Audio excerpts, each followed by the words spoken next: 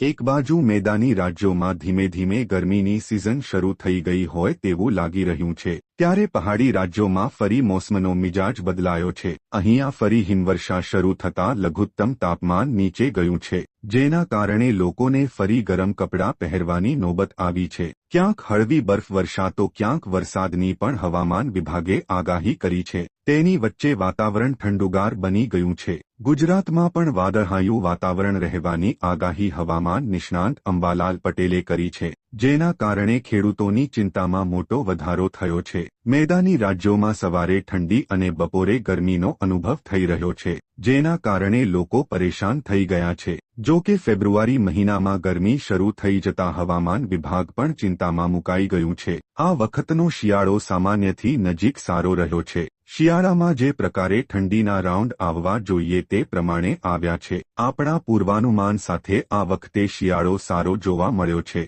હવે ધીરે ધીરે શિયાળાના વિદાયની શરૂઆત જોવા મળી રહી છે। આ વિદાયની શરૂઆત 10 થી 12 દિવસ ચાલશે, એટલે ફેબ્રુઆરી મહિનામાં તો ઠંડી રહેશે જ એવું લાગી રહ્યું છે। હાલ તાપમાન ઊંચું ગયું છે, પરંતુ વચ્ચે વચ્ચે ઉત્તરના પવનો ફૂંકાવાને કારણે રાત્રિના સમયે શિયાળા જેવો અનુભવ થાય છે, જેના કારણે મિક્સ ઋતુનું વાતાવરણ ચાલી રહ્યું છે। આવા મોસમમાં સમાજમાં શરદી, ઉધરસ અને તાવની બીમારી પણ વધી છે। 21મી ફેબ્રુઆરી સુધી વરસાદની સંભાવનાઓ ન હોવાનું જણાવ્યું છે।